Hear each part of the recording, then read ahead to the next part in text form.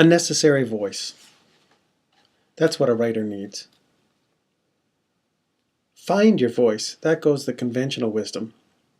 That to be a writer you must find some sort of unique expression of you, your you-ness.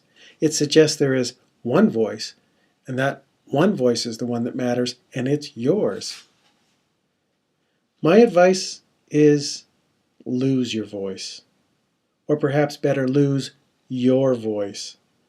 A writer must find a voice that serves story and character. Let's consider some of these clips that I'm going to play, and these clips would be nothing without the voice that makes them happen. If you only knew the power of the dark side.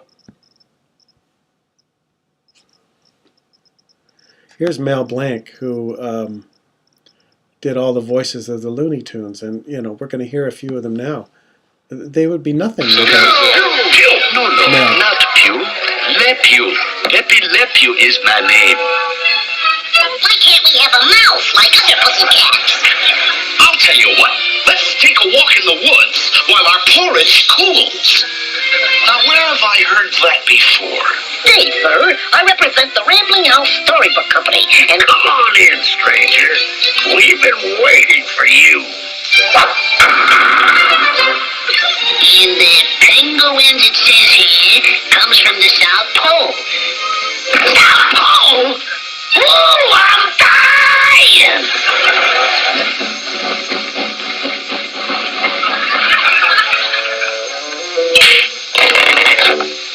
You're despicable. And then there's this famous one. Marlon Brando. You don't understand. I could have had class. I could have been a contender. I could have been somebody. Instead of a bum, which is what I am. Let's face it. So in each case there, it's not just the writer's voice, but in fact it's the character voice that dominates the feeling of story and that really helps make that character come alive. The voices match the story. They are what I would call the necessary voice.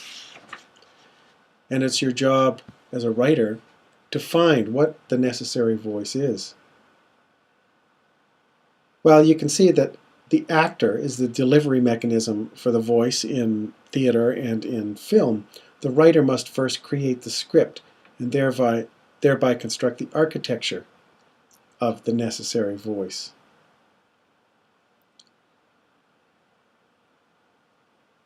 And it is certain that your voice will not be the necessary voice.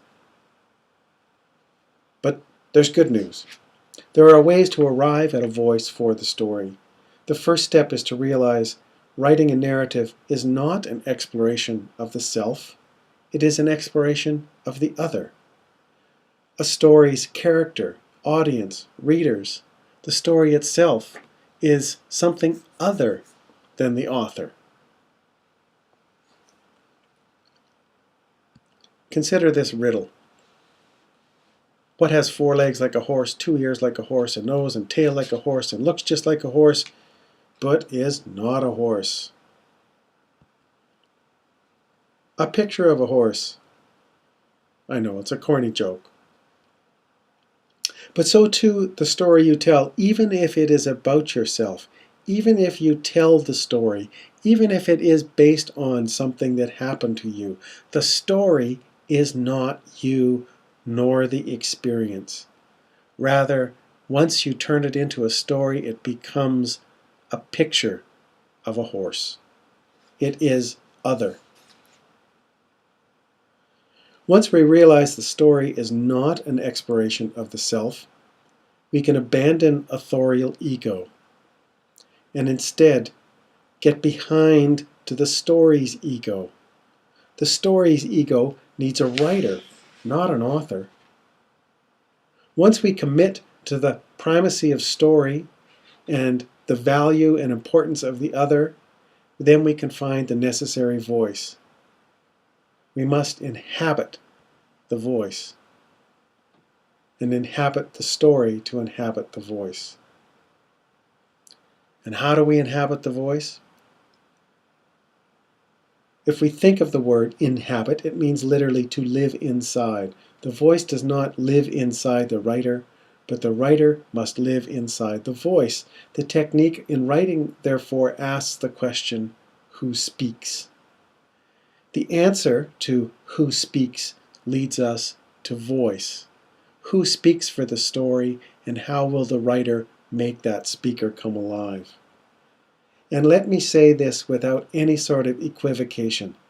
That voice is never the author who speaks. I'm going to repeat that. It is never the author who speaks. Even if you think it is not. Let's consider an example from theater and how we inhabit the voice.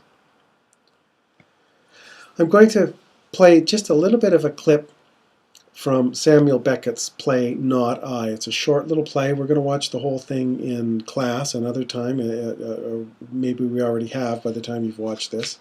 It's a very unconventional kind of a play. It's called Not I. The script is deceptively simple, and we'll look at the script in a minute. It merely labels the speaking role as the mouth, and you'll see why in a second. There is another character called the auditor, who has no speaking part and usually wasn't even present on stage. Well, we can talk about that later. But the title, Not I, draws attention to how the character repeatedly denies her own self, denies her own role as author of this speaking part. Not I. No, no, no, she says. She says. But we'll get to that when we listen to the whole thing. We can also read it, though, as a declaration by the playwright. The playwright saying, this is not I. This is not Samuel Beckett. Who speaks? Not I, says the mouth. Speaking. Not I, says the playwright. Is this Samuel Beckett's voice? Obviously no, it is the mouth's voice. Let's just watch a little bit here.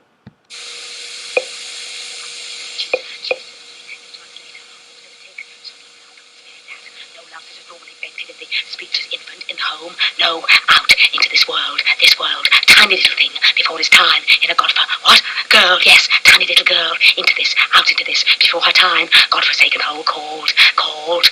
No matter, parents unknown, unheard of, he having vanished, thin air, loosen a button of his breeches. She similarly, 8 months later, almost at the tick, so no love, spared that. No love such as normally vented on the speechless infant in the home. No, nor indeed for that matter, any of any kind. No love of any kind, at any subsequent stage. So, typical affair, nothing of any note till coming up to 60 when, what? 70? God! Coming up to 70 when, wandering in a field, looking aimlessly for cowslips to make a ball. A few steps, then stop, stare into space, then on, a few more, stop and stare again, so on, drifting around, when suddenly, gradually, all went out, all that early April morning light, and she found herself in the... What? Who? No! He! What? No? Who? She! This is repeated several times throughout this play, because we get the sense someone is asking, was it you? And she says, no, it is she. She denies herself the voice, even though when we listen to it more carefully, we'll see the whole show is about voice. So simply the mouth, with all its emphasis on the parts of speech, language repeatedly refers to tongue, lips, mouth, cheek, and which further explicitly states the not I had previously been without voice, i.e. this character who is speaking was voiceless at one point. And now it's just voice, just the mouth. The play is in fact nothing but a necessary voice. And it is not Samuel Beckett's voice. It is not Billy Whitelaw who plays this role here. It is the necessary voice to tell this very particular, rather strange story. In his own notes on how to produce the play, and in his coaching of Billy Whitelaw, Beckett stressed the speech was to be delivered quickly, as quickly as possible, that each word had to be enunciated clearly, that there was to be no color, no excessive emotion added, i.e., there was to be nothing made of the voice that was gimmicky, just the mouth and the sound of the voice. Do we say that Beckett has found his voice? No, we say that there is nothing but voice. Are the stage directions Beckett's voice? Let's go back and look at that. Looking at writing for performance is a great way to understand how one must inhabit the necessary voice of the necessary character necessary to the story. One of the fundamental techniques we can then develop for writing dramatic voice, which you can then use in all sorts of writing, is to mimic the rhythms of speech, as Billy Whitelaw does in Not I. Even in the breakneck pace of Not I, we can recognize the speech patterns. We can hear the repetitions, the resonance, the rhythm. And if we tune this habit of listening to the voices around us, and perhaps even sometimes our inner voices, we learn to recognize how speech changes under emotional pressure, breaking down, speeding up, increasing in volume, lost in sobs.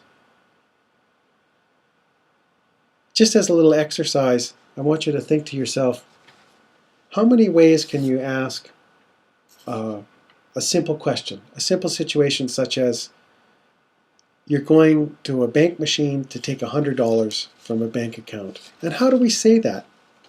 And what are some ways that the different voices and the different rhythms make it have different meanings? You might say, I am going to get $100 from the automated teller at the mall. I'm going to go to the ATM at the mall and get some cash. Gotta go, mall, ATM, C-note.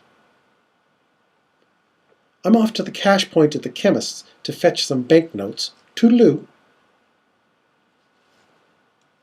A doctor will talk differently to a patient than a spouse. A teenager will speak in code with peers, but speak formally to a teacher, perhaps. All of these are clues on how voice is situational. Voice serves the moment of its utterance, and that therefore it must serve the story and not the author. Breaking down, speeding up, increasing in volume, we learn to recognize how speech is related to class, education, situational and transactional experience, citizenship, kinship, emotion. And as writers, we have to somehow get that voice onto the page so that the reader, the actor, the viewer can then use that voice in service of the story. So as we listen, we can identify details of word choice, vocabulary, sentence and phrase, and silences in speech. Silence is an important one. How people don't listen, but wait for a chance to talk. How the most banal conversations can indicate struggles for control and dominance.